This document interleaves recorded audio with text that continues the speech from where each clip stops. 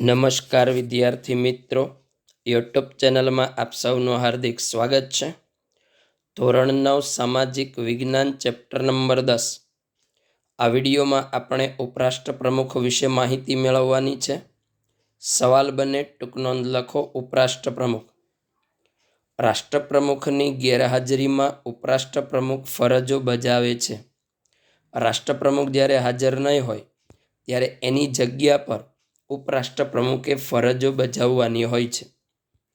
ઉપરાષ્ટ્ર પ્રમુખની ચૂંટણી કેવી રીતે થાય? તો સંસદના બંને ગૃહોના સભ્યોના બનેલા મતદાર મંડળ વડે થાય। સંસદના બંને ગૃહ એટલે ઉપલું ગૃહ એટલે રાજ્યસભા, નીચલું ગૃહ એટલે લોકસભા। રાજ્યસભા લોકસભાના સભ્યોનું એક મતદાર મંડળ બનેલું હોય, એ મતદાર મંડળ ચૂંટણીમાં મત આપે, ઉપરાષ્ટ્ર પ્રમુખને ચૂંટી કાઢે।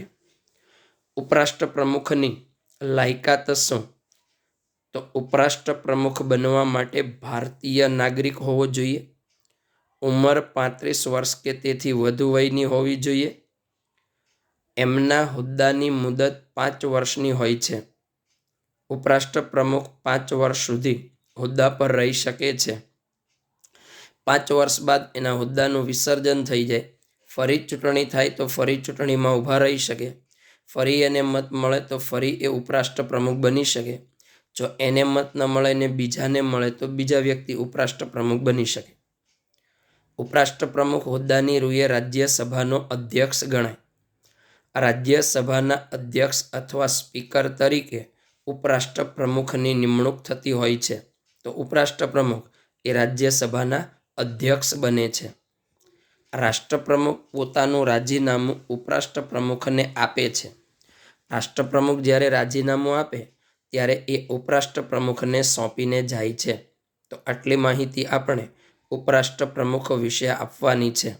ફરી વખત જોઈએ, ટૂંક નોંધ લખો। ઉપરાષ્ટ્ર પ્રમુખ રાષ્ટ્રપ્રમુખની ગેરહાજરીમાં ઉપરાષ્ટ્ર પ્રમુખ ફરજો બજાવે છે। ઉપરાષ્ટ્ર પ્રમુખની ચૂંટણી સંસદના બંને ગૃહોના સભ્યોના બનેલા મતદાર મંડળ વડે થાય છે।